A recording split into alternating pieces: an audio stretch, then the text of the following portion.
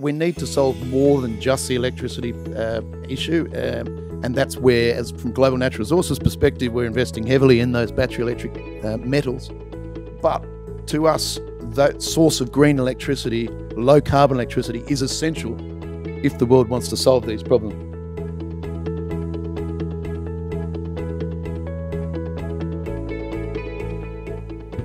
G'day, how is everybody? Great to see you all.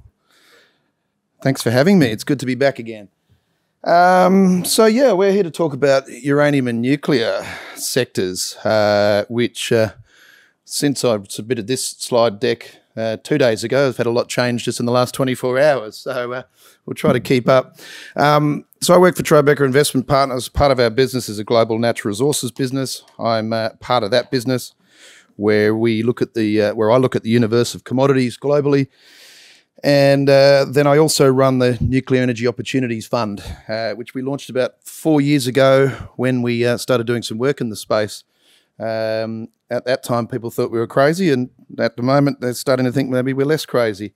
This is one of our thematics more broadly across global natural resources that we've been harping on about for a while, which is, there's obviously lots of push for decarbonisation and electrification, and obviously our point of view here is that you can't achieve either of those without commodities. I just want to read you a quote that came out last night along this theme. Every credible net zero pathway relies on significant growth in nuclear power. It is an essential, reliable, zero-carbon technology that directly displaces fossil fuels and supports the growth of renewables by providing critical baseload power to our grids. So that was a quote from Mark Carney, who's the Brookfield Vice Chair and the head of transition investing. As you've probably seen last night, Cameco and Brookfield Renewable Partners entered into a deal to acquire Westinghouse Electric, which is one of the largest nuclear services companies in the world, as well as building some reactor technology. The really interesting thing, I mean, there's lots to say about Cameco's move to vertically integrate, but the third point here, where we're talking about ESG money and investments, has to start looking at this space. I mean, that's the really interesting thing that we take away from this. This is Brookfield Renewable Partners. They're one of the world's largest investors in clean energy and transition assets. They control 125 gigawatts globally of operating and development capacity worldwide. And they're now saying that nuclear fits their investment criteria. So, this is not a decision that they've come to, a conclusion they've come to lightly. And in our view, that's really going to shake up that space where there's other ESG investors, other sustainable investors and clean energy transition investors saying, wow, hang on, if the biggest fish in the pond is looking at this, then maybe we should too.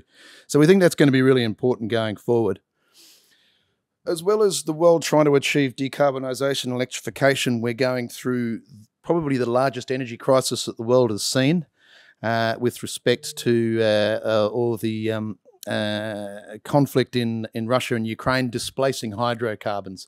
So when we look at the world from our global natural resources lens, we do this sort of batting order as to where we look at supply-demand fundamentals and obviously structural change. And you can see there that hydrocarbons are starting to push into that bullish space because of the displacement going on. More importantly, that has highlighted the role that the uranium plays. I mean, let's remember that nuclear power accounts for 10% of the world's electricity. The uranium miners, listed uranium miners that provide that raw material input, the global market capitalization fits inside that of Fortescue. So it shows you that there's a real big disconnect here. And it's only going to when you look at supply-demand fundamentals like this chart here. So this is a W&A slide, and I love this slide because anybody that's spent any time in resources and mining investment knows that those colourful bars up the top rarely happen. It's great to have proposed mines and prospective mines and planned mines, but a lot of things get in the way. So even on the lower scenario, and in fact, W&A have more recently updated this slide, where their demand scenarios are much higher. There's a primary mine supply deficit going out a long way, and a lot of things need to go right in order to fulfill that. The most obvious being price. The incentive price is still far too low for many projects to come to market. But there's a lot of other complicating factors when you throw the commodity of uranium into mining decisions around jurisdiction, community, permitting, legal issues, and what have you.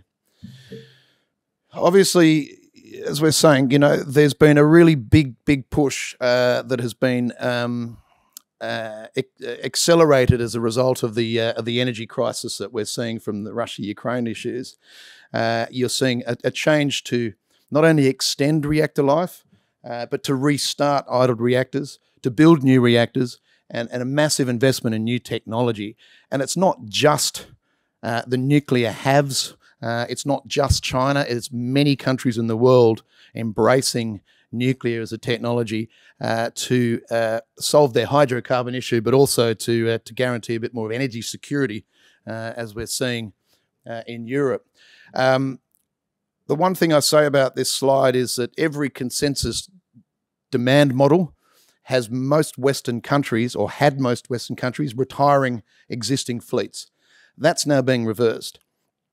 A lot of analyst models had Japan not necessarily restarting their reactor fleet in a hurry. That's been reversed. South Korea had political issues against it. That's been reversed. So you're seeing a lot of this where the retiring reactors were going to try to balance up your supply-demand deficit. That's now reversing. So your demand is going higher because these reactors are staying on longer. So it's a really big point for us. If we just touch on price of uranium, there's a lot of talk about the spot price in uranium. I largely view that as irrelevant. However, because it's the last resort clearing mechanism, and it's probably best compared to, say, iron ore 15 years ago, where 99% of iron ore contracts were done on semi-annual or annual contract prices, and the spot market absorbed any excess capacity. That's uranium today.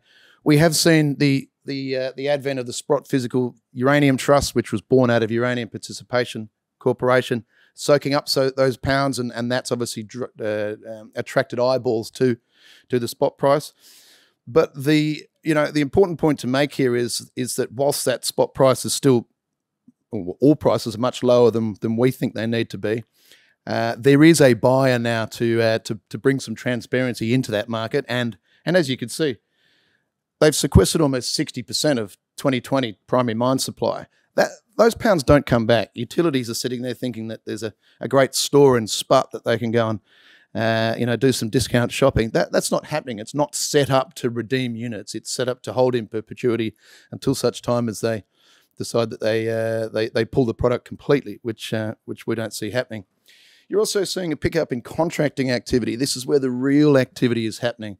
In quarter one, we'd seen almost 60 million pounds of uranium contracted versus 70 million pounds in the whole year last year. That number is now well north of 70 million pounds and continuing to grow. We've had the World Nuclear Association Symposium recently in London, where the industry has got together again for the first time in a number of years due to COVID. And already out of that, we're seeing a lot of utility interest in contracting. And that's where the real activity happens. Unfortunately, that takes time. We're sitting here with a grown-up thesis as a result of the market cap being thrown around a schoolyard playground, and investor groups looking at sort of uranium juniors, aren't understanding that a utility doesn't walk in and say, I'll take the next 10 years of the supply that you haven't even produced yet. It takes time, but it's happening, and we're extraordinarily interested and excited. There's another conference in a few weeks in Las Vegas where US fuel buyers will get together, and we'll expect to see some more out of that. Obviously, geopolitical risk. We've seen that in other hydrocarbons, and it's very relevant for uranium and the rest of the nuclear fuel cycle. Whilst Russia does not necessarily supply a huge amount of the uranium itself, U3O8, the yellow cake, it does have a large part to do in the conversion and enrichment. So unlike coal, where you can pull up to your power plant, shovel it straight into your furnace and burn it and produce electricity, you're looking at 18 months to 2 years, sometimes longer, from mine mouth to reactor core, as the uranium goes through a process to convert it, to enrich it, fabricate it into fuel rods for those reactors and then to load that. So there is a massive geopolitical risk. You're seeing headlines with the US and EU wanting to consider banning Russian material. We know that US utilities are already starting to self-sanction, which is increasing focus on those utilities as how do they get their future conversion and enrichment services from countries that aren't Russia, and the answer is not easily at the moment. And of course, then Russia turns around and threatens to restrict exports themselves. If so there's that tug of war of the geopolitical landscape that's causing the utilities a lot of heartburn and sleepless nights at the moment. You can see here on the other side of the slide the nuclear fuel prices. To me, the other prices here through the fuel cycle are the real market. There's no speculators in that price. There's no people like myself going and buying physical SWU and stockpiling it in order to move the price up. This is real activity.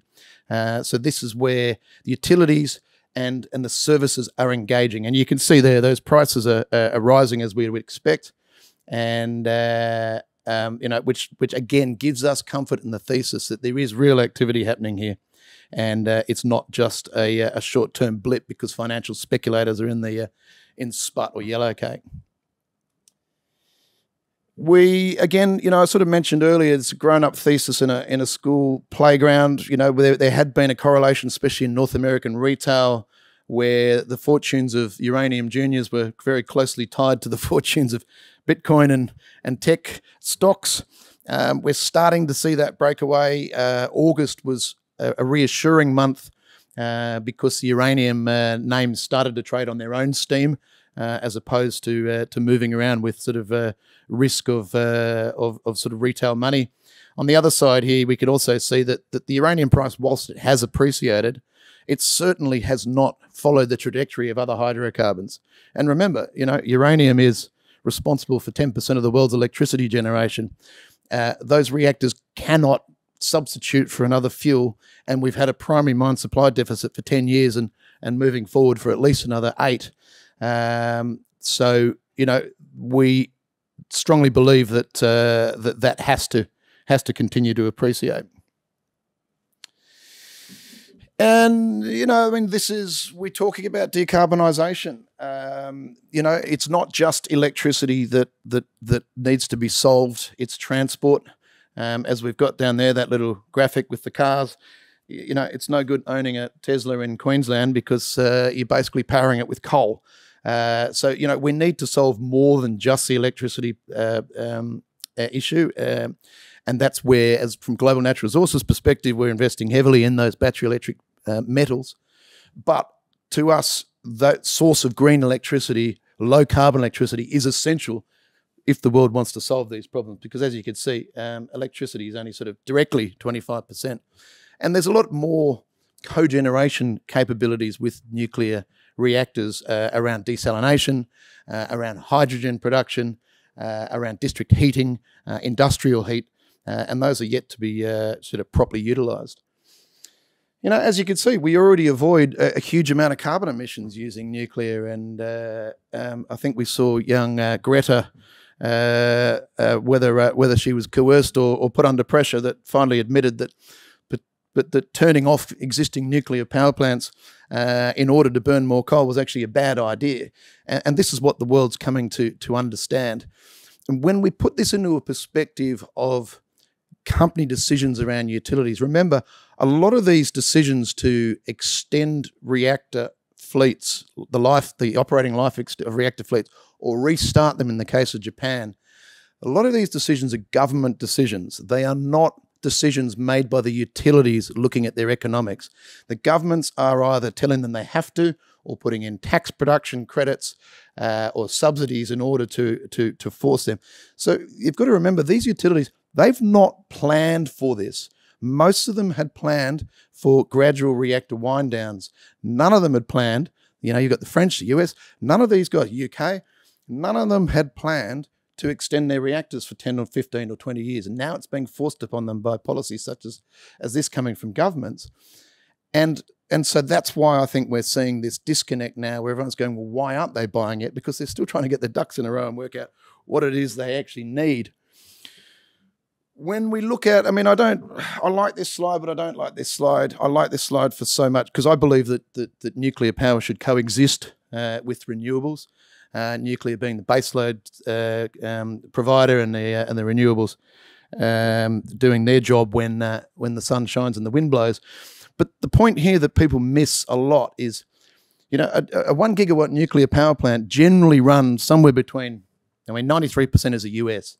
But generally runs somewhere between 70 to 95% of the time. So the thing people don't understand is if you don't have a 1 gigawatt nuclear power plant, in order to have the same generating capacity, either electricity produced, solar only works a third of the time because you need the sun to shine. So you actually need to install 3 times the capacity of solar and about the same for wind to generate that. And obviously it's also not coming at a time where you necessarily want it because battery technology is not really caught up. We're seeing things where, for example, we're looking at Elon here with crypto mining. It's more institutionalized than it was. It consumes a huge amount of electricity. And so you're seeing companies in the US looking to align themselves, Susquehanna nuclear power plant in the US, data center and crypto miner, because it's zero carbon power. And that power is being displaced by renewables and wind and solar coming on and has to turn off or down. Now these guys are sort of moving in alongside them and saying, when there's a low demand from the grid, we'll take it and we'll mine crypto. We'll store our data. And then, of course, the energy density. I mean, we talk about this and we'll touch on this briefly as well, because last time I got in trouble for not talking about nuclear spent fuel. But the energy density of nuclear is unbeatable. You can see there a 10-gram uranium pellet is equivalent to burning a ton of thermal coal. So the energy density is unbeatable. And whilst it's generating is zero carbon. The mining footprint's less impactful. 50% of the world's uranium comes from in situ recovery, which is using a solution through an ore body to leach out the leach out the uranium without having to deface the face of the planet. And we've got people like Bill Gates. I actually read this book for the first time on holidays. Previously, I'd quoted it, but just taken bits and pieces out of it. One of the important things here, and this is where I will touch on spent fuel, because it's not actually waste. So Bill Gates talks about the amount of carbon in the atmosphere and says that the world sort of looks at the carbon in the atmosphere and says it's a bad idea, but there's a lot of that carbon stays in the atmosphere for 10,000 years, which is a problem. You look at the average, plastics, again, another big polluter in the world. The average person in the USA consumes 105 kilos of plastic waste per person per year. In landfill, a plastic water bottle takes 450 years before it starts to break down. So then we look at spent fuel. In a country where all of your power is coming from nuclear power, you would consume a golf ball size of uranium in your lifetime, and your spent fuel or waste would be fit into a soda can. The history of the USA that's been producing nuclear power for almost 70 years, the spent fuel would fit in a football field 2 to 3 meters high, one football field.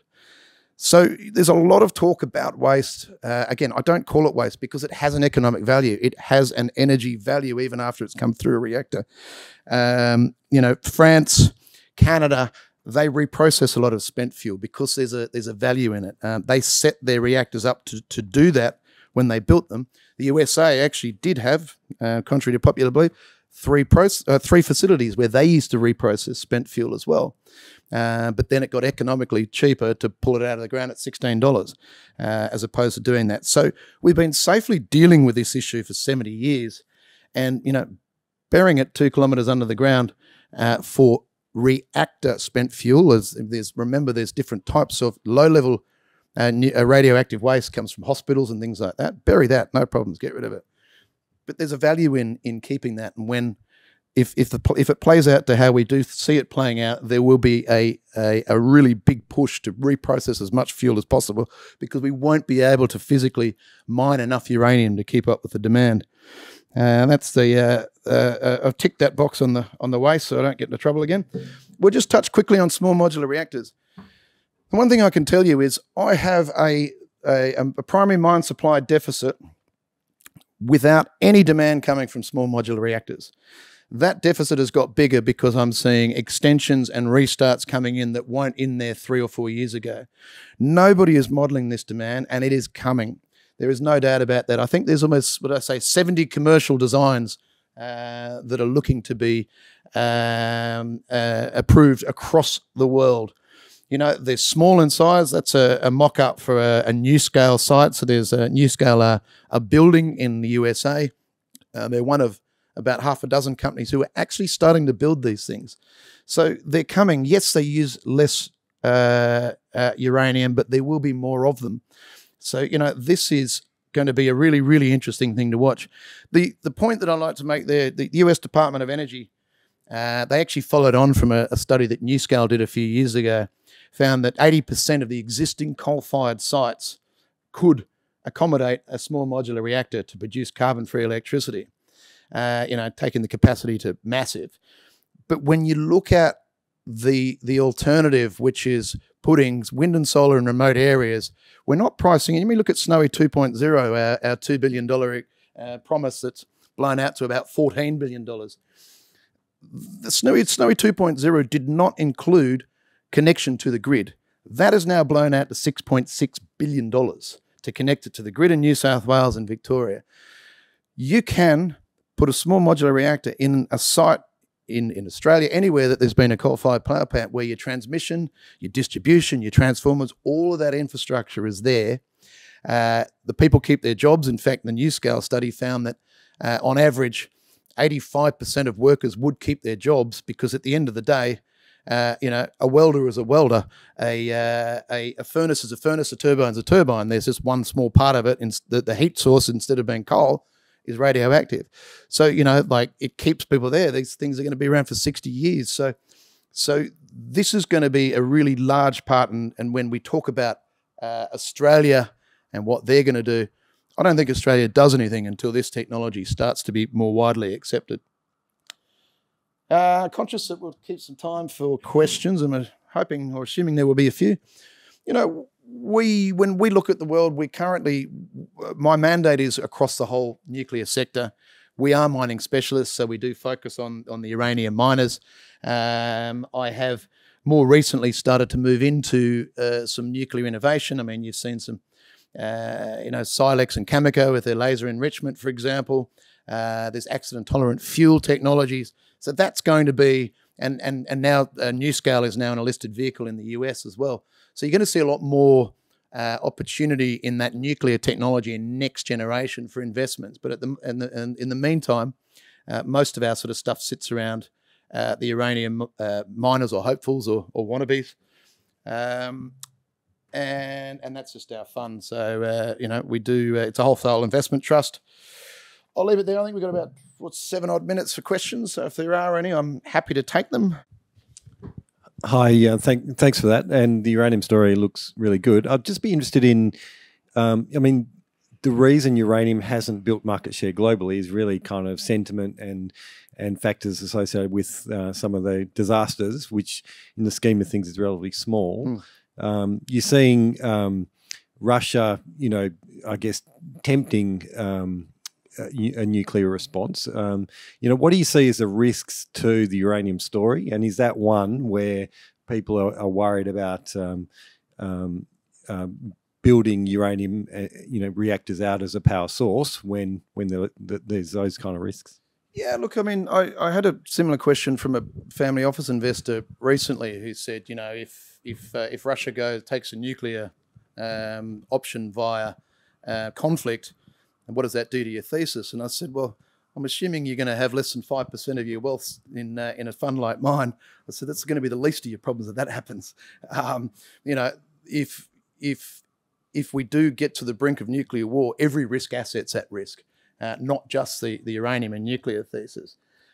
Is that stopping people building future reactors? I don't think so. I mean, there's a lot of beat up in the press, and obviously some parties are using that sort of conflict to their advantage to generate that fear that we'd seen, you know, 30 or 40 or 50 years ago when you're hiding under desks doing nuclear bomb sort of drills.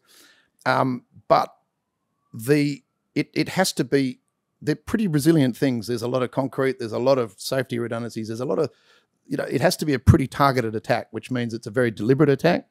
And when you look at something of Ukraine and Russia, you can't guarantee which way the wind's going to blow. So you're causing almost as much problems for your own population as you are those. So, yes, that's a risk, but that's a global market risk.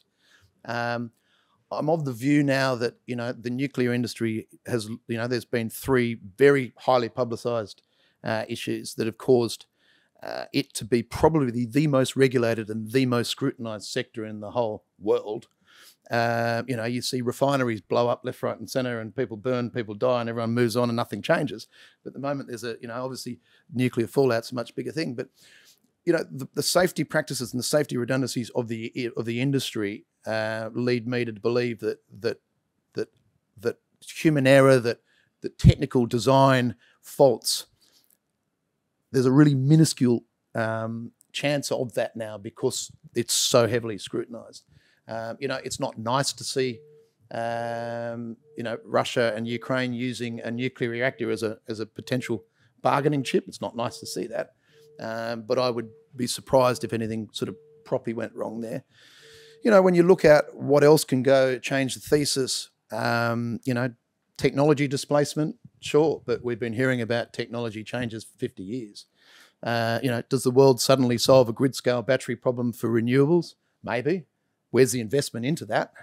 We've got a battery in South Australia that allows everybody to game the price. There's 7-minute window on electricity spot prices. That's about it. It doesn't actually solve any problems for the South Australian people long term. So yes, there's technology displacement, but the way I look at this sector as well is that the technology improvements are going to cause a bigger demand for that product, being small modular and micro reactors, which is going to cause a bigger demand for uranium, and there's not the appetite nor the price or incentive to go and mine that stuff now. I mean, it's hard enough getting any mining project to market these days. Everybody wants green metals, but nobody wants to mine them in their back garden. As I said, throw uranium into that. People say, "Oh, price gets to $100 tomorrow, all these projects come to market." And I said, no, they won't, because in North America, there'll be NGOs and First Nations putting legal blockades up left, right and centre. In parts of Australia, you've got a state government policy, not a legislation, a policy. We don't like it, so therefore it's not going to happen. You've got to get over all of these other hurdles. And then you've got to, show your investors enough confidence that in 4 years or 5 years, when you're cash flow positive or you're generating cash flow, there's going to be a demand for your product. So every way I look at it, the risks to me are more macro and more global, not necessarily the thesis itself. 2 questions. What do you tell your investors about radioactive waste and what it means and what it is?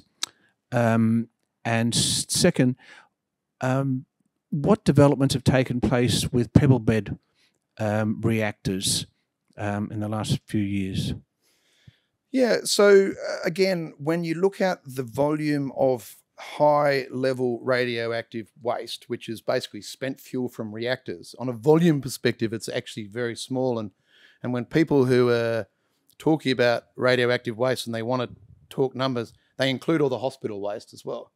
And I always want to rebrand it. As I said earlier, spent fuel is not waste, it's spent fuel. There is still an enormous energy value in that 2 countries have a process to reprocess to put it back in the reactors.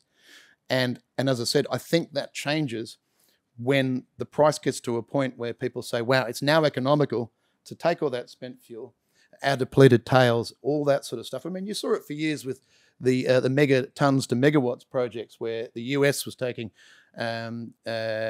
Russian excess nuclear missiles and reprocessing them into fuel for their nuclear reactors. So in fact, that's a perfect example of there's a value in it, but it was also the perfect example of it then displaced 20 years of mine development because the US said, well, we've got all this stuff that we're basically getting for free and it's just the cost of reprocessing it. With respect to pebble bed, there's a number of companies looking at that technology. In fact, there's a whole bunch of different technologies. I mean, the ones that that look like they will get there ahead of everybody else is small modular reactor technology based on existing pressurized water reactors or boiling water reactors, preferably down sort of light water route, because there's already approvals for those. So the high temperature gas cool pebble bed, they will come, and there is certainly science behind them that says that they're a viable technology and provide a whole bunch of other benefits with respect to cogeneration. But I think they'll probably be second generation as that technology rolls out. I'm flashing overtime here with an exclamation mark, so I think that's probably me done, isn't it?